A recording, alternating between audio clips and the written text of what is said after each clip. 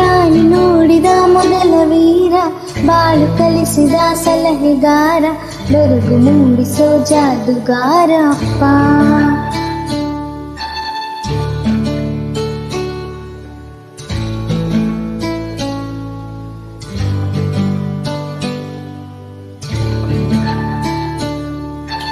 ಗಡರು ಮೀಸೆಕಾರ ಮನಸ್ಸೇ ಕೋಮಲ, ನಿನ್ನ ಹೋಲೋ ಕರ್ಣ ಯಾರಿಲ್ಲ